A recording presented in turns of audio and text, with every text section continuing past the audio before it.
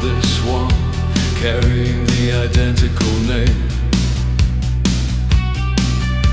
of dark, but translating itself differently each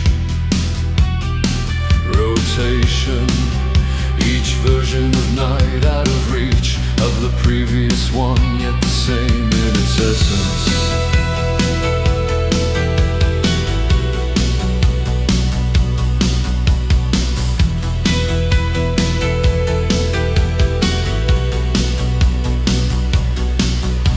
The stars that appear in tonight's cold display are the same stars that showed the ones yesterday, who stood at the same latitude, holding their breath against the same cold, the same wondering whether death was a darkness or doorway or simply eternal return of night coming again. The darkness that follows the darkness, and when it arises it is new and familiar and true. The eternal return of night carrying you.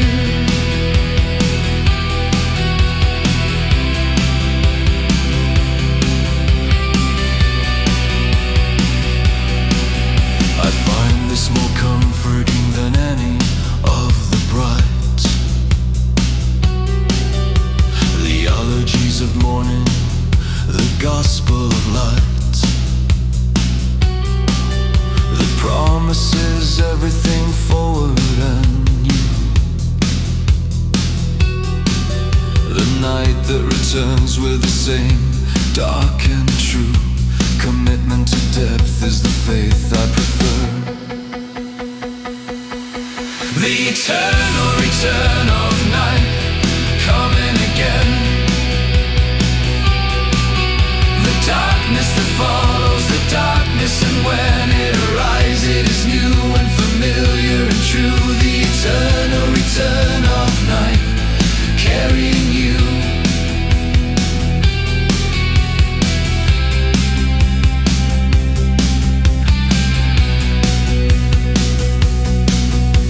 The animals know it, the creatures of dusk, who emerge at the same hour, wearing the mask of their ancient routine in the same ancient dark. The owl from the same branch, the fox from the park of instinct, turning the nightly to purpose.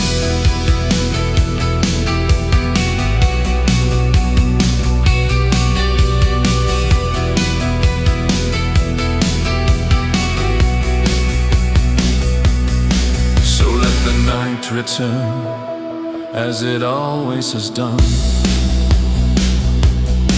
Let the dark be the proof that beneath every sun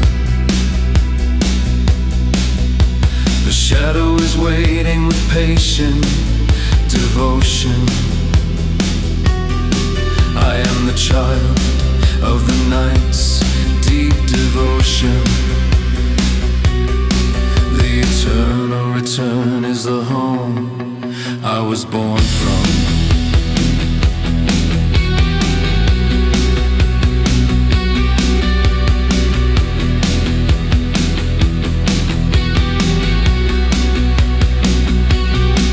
The eternal return of night coming again.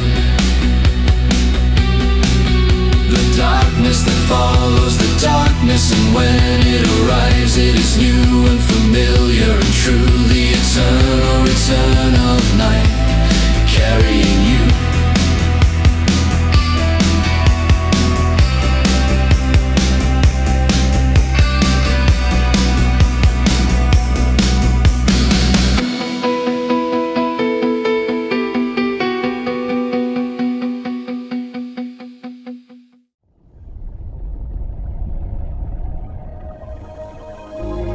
Become a member. Join our circle of shadows, pay less than $1 a month. help us grow, join now.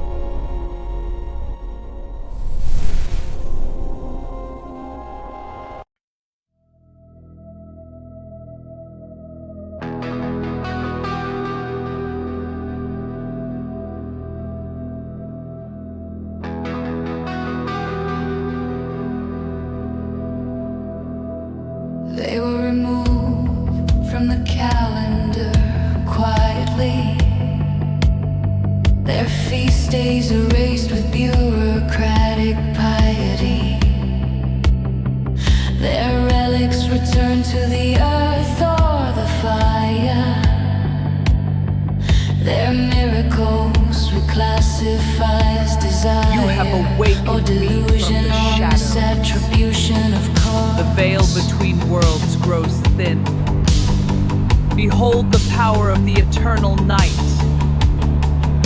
The shadows heed my call. But still, in the villages nobody told. Will the eternal night The rises faithful once more. to stop what the faithful have held. For centuries lighting the candles, regardless of official decree. Regardless of hardness of hierarchical hearts making historical cuts.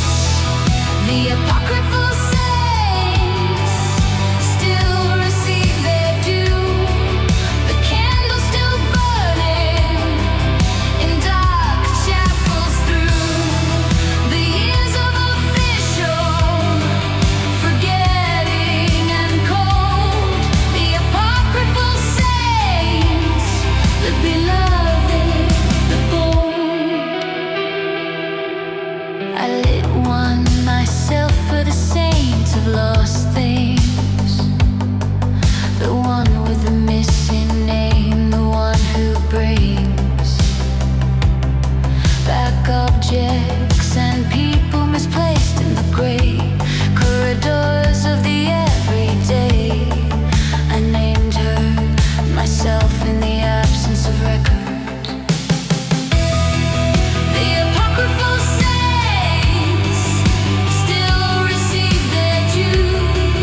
The candle's still burning in dark chapels through the years of official forgetting and cold.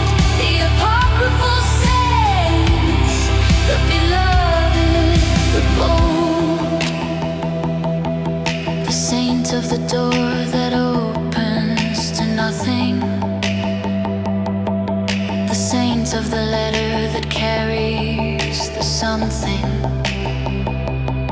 Too heavy for language to hold without cracking. The saint of the footstep in the hallway lacking. A source arriving regardless of source. I keep my own calendar of unofficial holy. The saints of the margins, the slowly, the solely. Remembered by those who refuse to forget that sanctity doesn't require the alphabet of official approval to burn in the dark. The apocryphal saints still receive their due. The candle's still burning in dark chapels through the years of official forgetting and cold. The apocryphal saints, the beloved, the bold.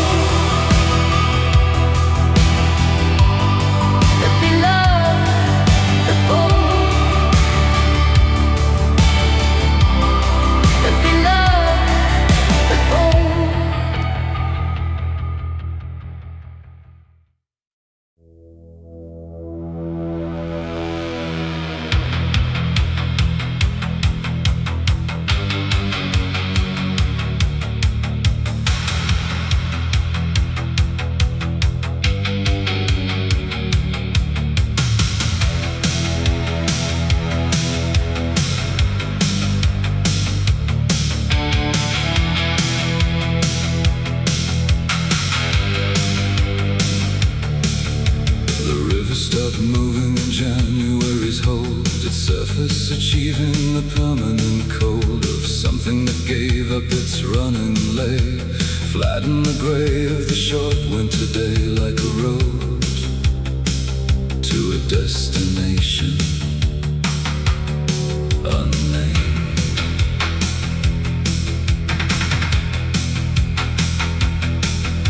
The children came out with their blades and their breath to skate on the surface of the river's death. Their laughter ascending to the pewter sky, while below them the current continued to try its old roots, diminished and dark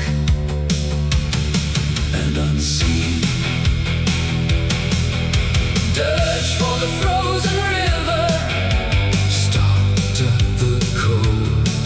you're running suspended, Your story on hold. beneath the ice. Still the dark water moves. Dirge for the frozen river, Finding its grooves.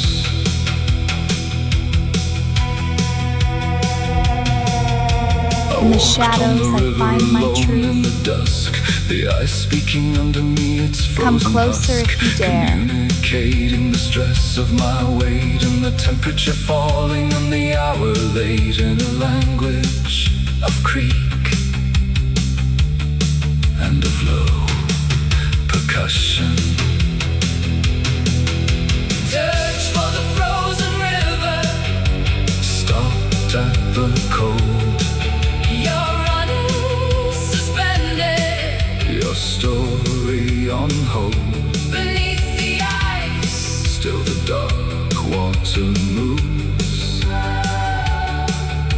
Dirge for the frozen river, Finding its grooves.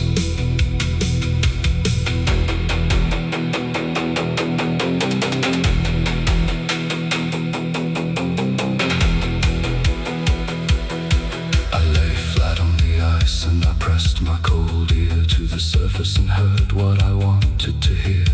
The river below me still singing its course through the landscape it knew from its deepest source to the sea. It remembered, but hadn't yet reached. the thaw came in March with its customary grief. The river emerging with slow-moving relief.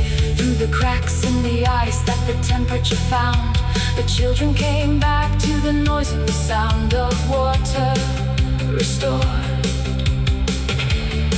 to its purpose of moving. Dirge for the frozen river, Stopped at the cold. you're running suspended, Your story on hold. beneath the ice. Still the dark water moves. Dirge for the frozen river, Finding its grooves.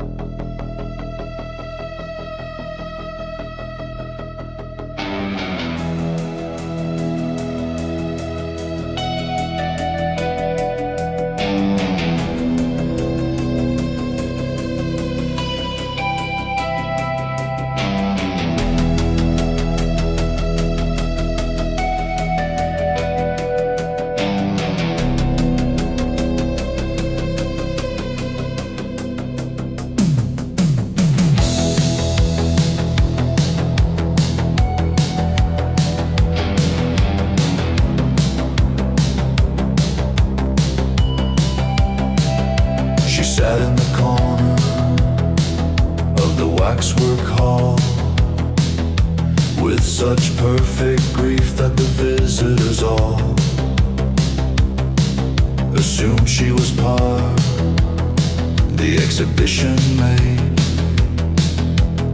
by the artist who fashioned each figure displayed in their historical moment of permanent pose. But she breathed very slowly, and if you stood close in the cold of the hall, you could feel the faint ghost of warmth that the living emit, even when they are doing their best to resemble the then of a moment extracted from time's forward flow. The waxwork mourner, perfectly still, indistinguishable from the sculptor's skill. She grieves in the hall where the wax figures stand. The waxwork mourner, grief close at hand.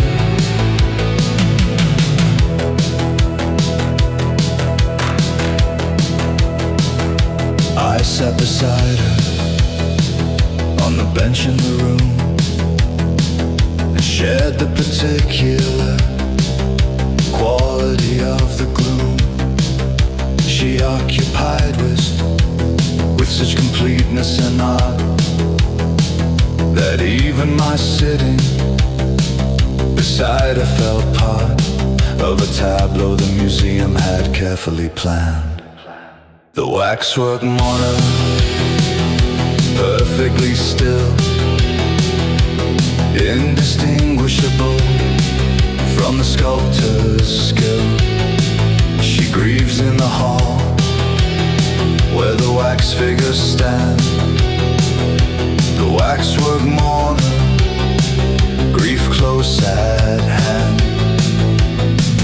She spoke after an hour in a voice that was low and careful, as though she was unwilling to show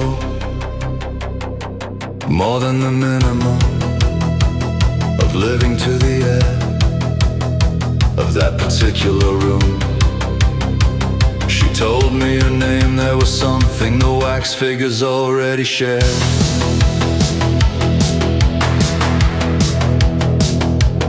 We left together at the closing of the hall. Two figures in black passing under the tall and decorated archway of the exit door. The security guard looked at us and then looked more carefully at the corner where one seat remained. The waxwork mourner, perfectly still, indistinguishable from the sculptor's skill. She grieves in the hall where the wax figures stand. The waxwork mourner, grief close at hand.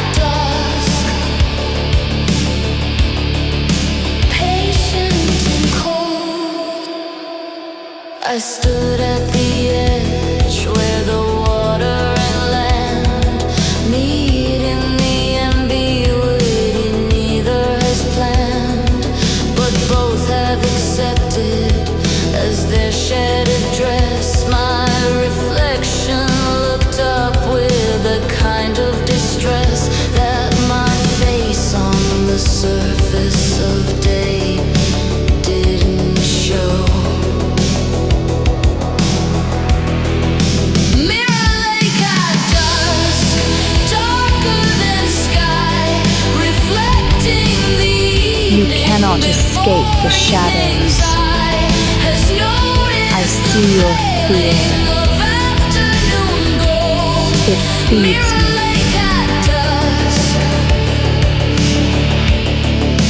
Patient and cold. The other me living below in the dark.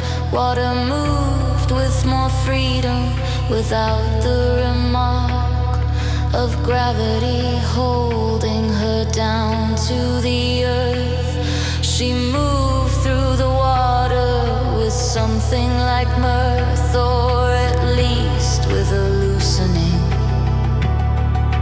I recognized. I stayed until dark made the mirror opaque, until the reflection was gone and the lake was simply itself and no longer my face. I walked home through the night with a particular grace, borrowed from the self I'd seen moving below. Mirror lake had dust, darker than sky, reflecting the evening before evening's eye has noticed the failing of afternoon gold. Mirror lake had dust, patient and cold.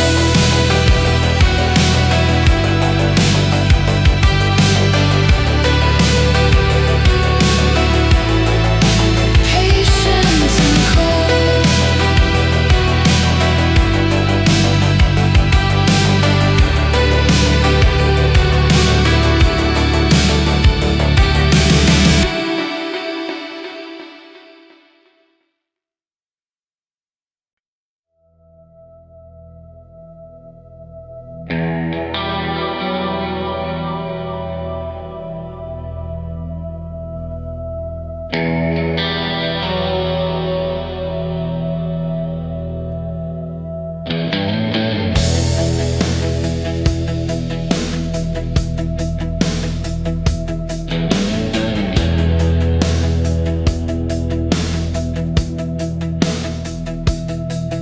The manuscript was written in light and in shade,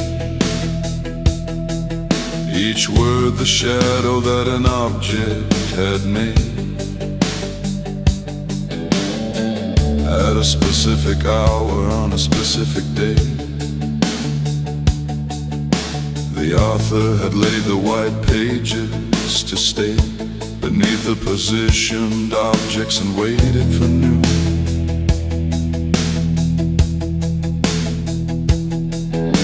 The hands of the clock cast their Roman numerals clean, and shadowing across the white pages between.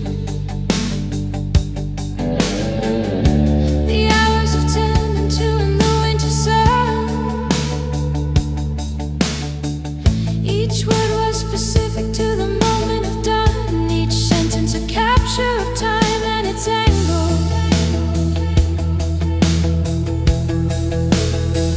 Manuscript of shadows, written in shade. Each word is a shadow, an afternoon made. The text shifts with the season, the text shifts with light. Manuscript of shadows, dissolving at night.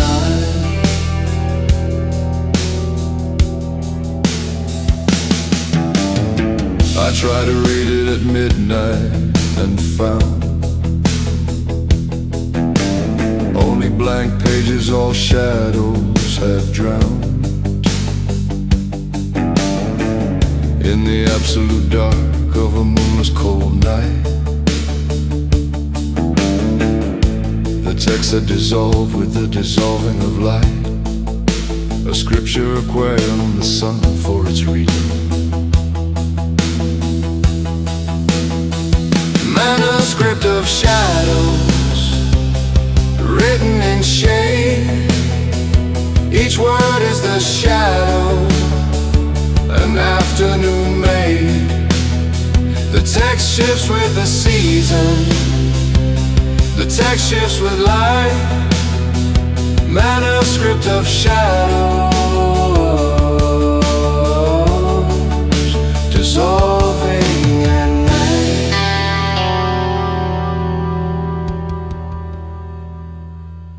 By morning the pages held different words whole. The new angle of sunrise, a different soul, expressed in new shadow positions and length. The manuscript changed with the daylight's new strength, a living text written by light's daily dying.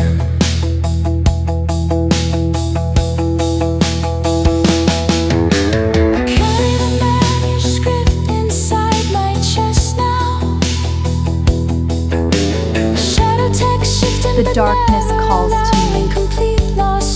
It whispers of secrets and pain.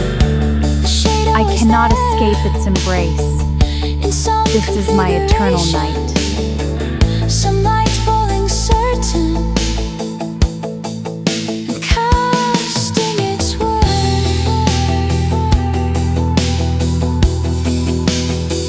Manuscript of shadows, written in shade. Each word is the shadow an afternoon made. The text shifts with the season, the text shifts with light. Manuscript of shadows, dissolving at night.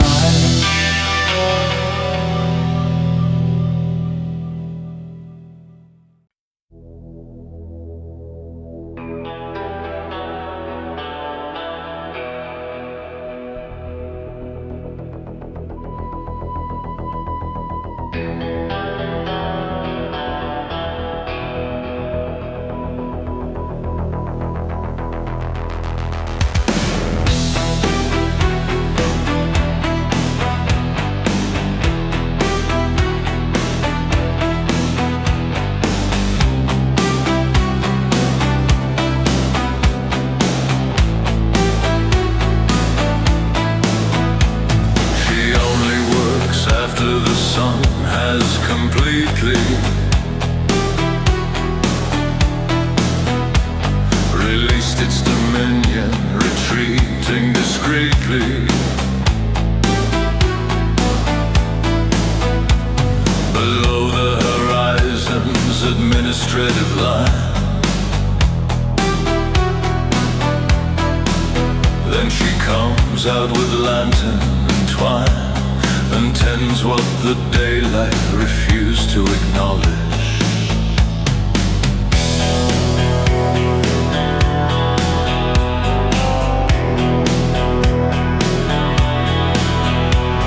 The night blooming serious, she coaxes to open its single annual flower, while those who are hoping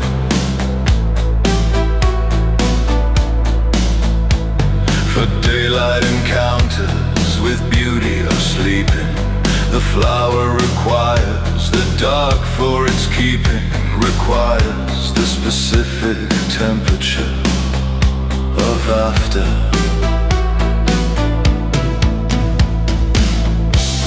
The night gardener working in black, she tends what the daylight is unable to track. Her garden is breathing when yours is asleep. The night gardener harvesting deep.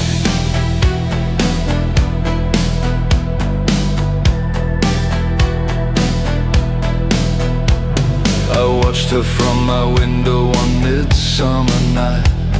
Her lantern a warm gold against the cold white of moonlight that fell on the garden below. She moved a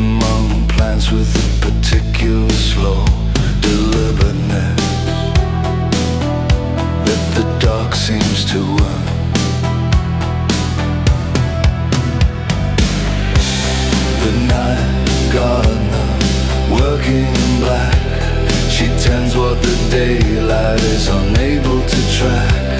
Her garden is breathing when yours is asleep. The night gardener harvesting deep.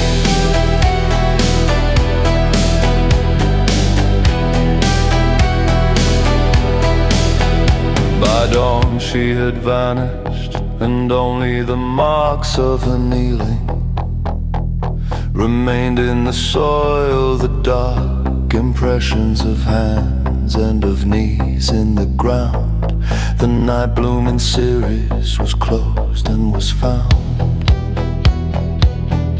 by the morning bees, empty of everything given.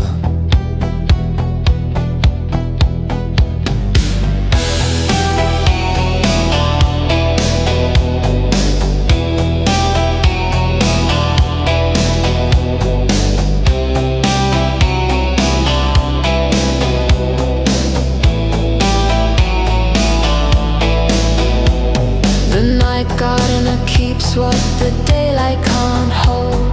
The bloom's too excessive, too dark, too bold for the ordinary hours of visible life. She tends the night garden away from the strife of sunshine and replens herself in the dark. The night gardener working in black, she tends what the daylight is unable to track. Her garden is breathing when yours is asleep. The night gardener harvesting deep.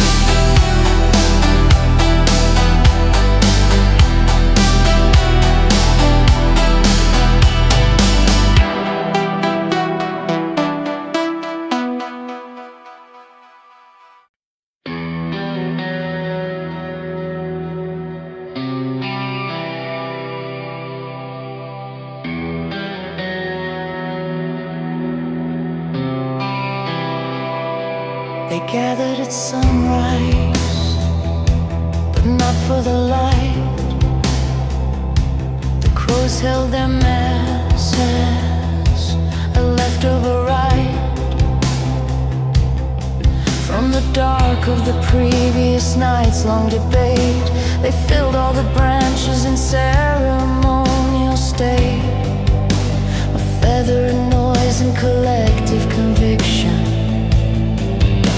The liturgy came in their overlapping calls, a polyphony filling the cold morning halls of air between branches and sky and the ground. Each crow adding its particular sound to the theological argument overhead.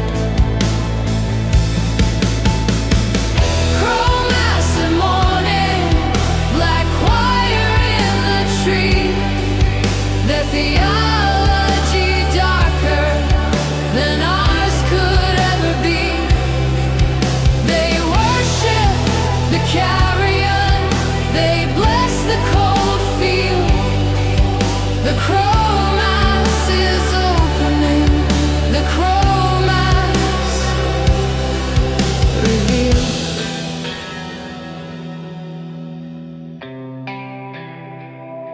I stood underneath them and tried to translate the argument into the grammar and weight of human meaning. But Corvine belief resists any translation and holds all in grief, proof container of pure avian intent.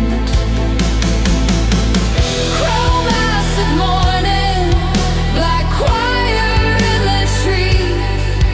The theology darker than ours could ever be. They worship the carrion, they bless the cold field. The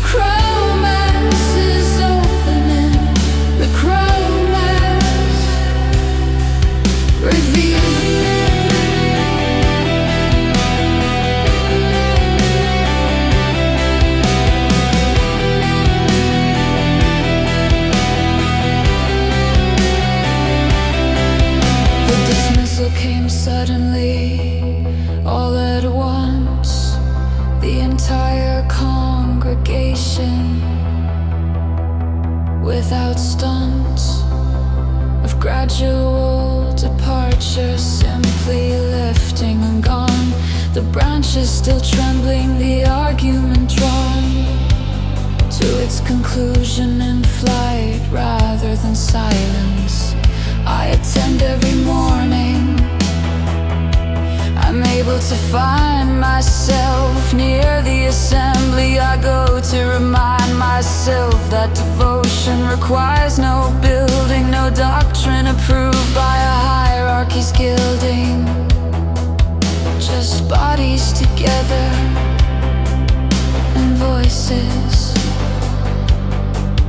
and dark.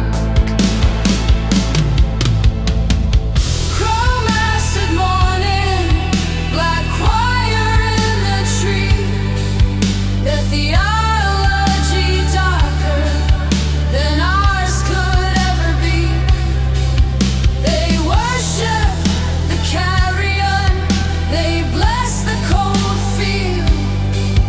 The crow mass is opening, the crow mass revealed.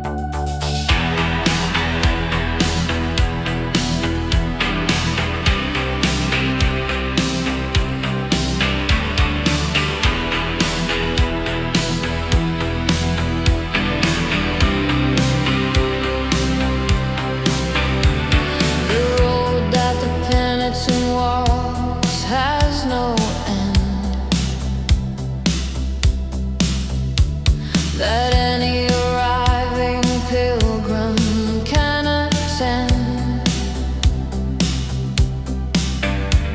or witness or photograph or set coordinates for. It simply continues beyond every door that seems like a destination, then doesn't. The surface is difficult, cold and precise in its difficulty. Neither lava nor ice, but something between that requires the bare feet of committed remorse. That the air above it is thin with the altitude of regret.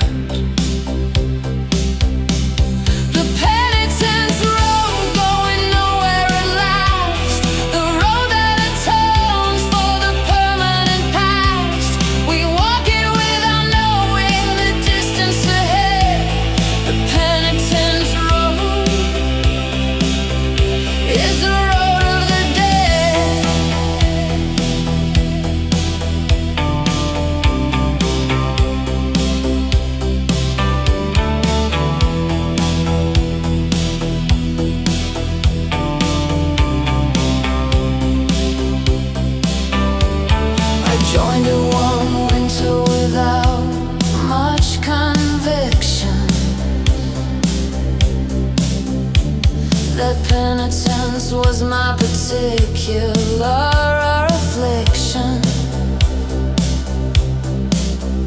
but the road has a way of revealing the debt that the walker was carrying without having met it directly before. The road showed it in full. The penitence road going nowhere at last.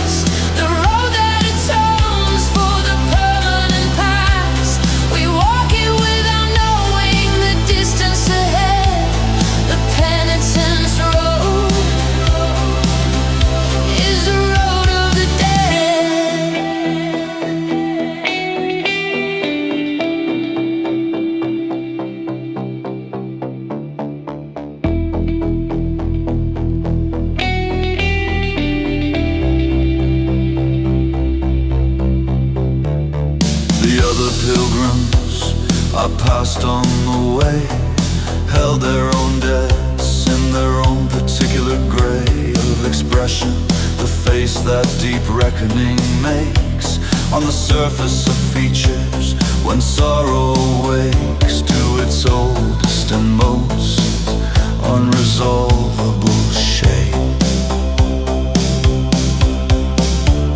I walked until the road released me one dawn into an ordinary field where the warmth of early spring light was beginning to try. I turned to see nothing behind me, the high cold road having vanished the moment it finished. The penitent's road going nowhere at last, the road that atones for the permanent past. We walk it without knowing the distance ahead. The penitent's road is the road of the dead.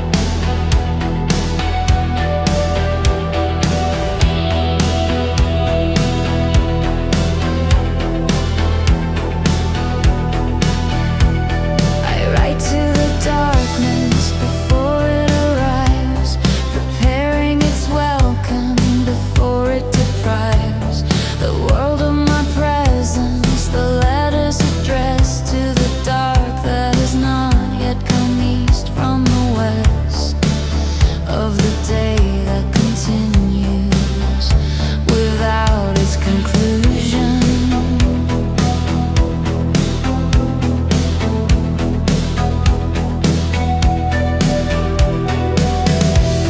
I tell it the things I have wanted to say, to something that listens beyond the display of ordinary patience that live in a louse. The darkness I'm writing to never disavows the validity whatever I bring. Letters to the unborn dark, not yet arrived. I write to the darkness before I have died into it, before it has claimed what is mine. Letters to the unborn dark, yours and mine.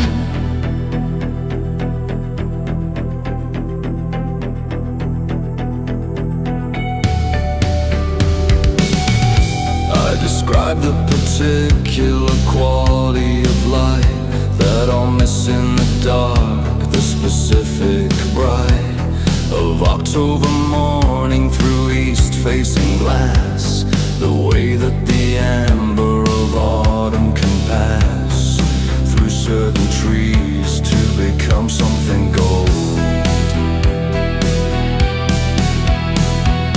Letters to the unborn dark, not yet arrived. I write to the darkness before I have died into it, before it has claimed what is mine. Letters to the unborn dark, yours and mine.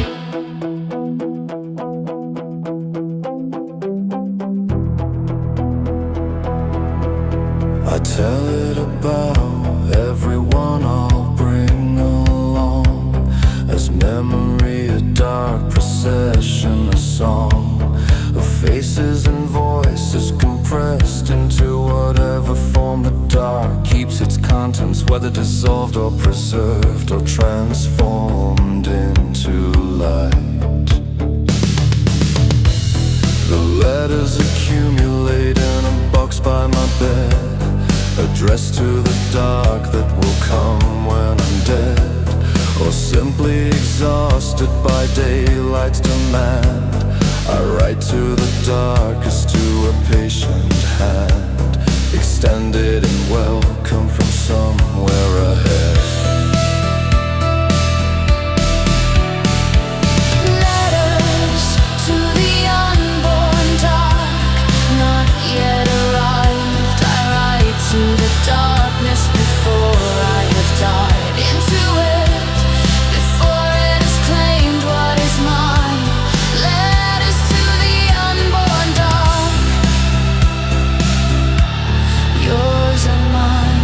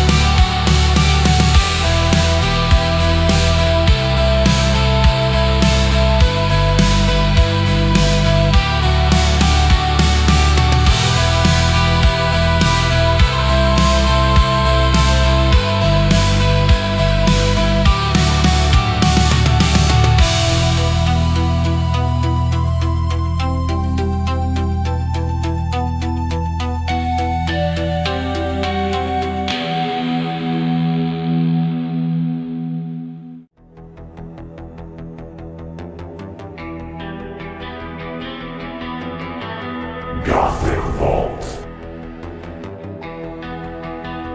Thank you for watching.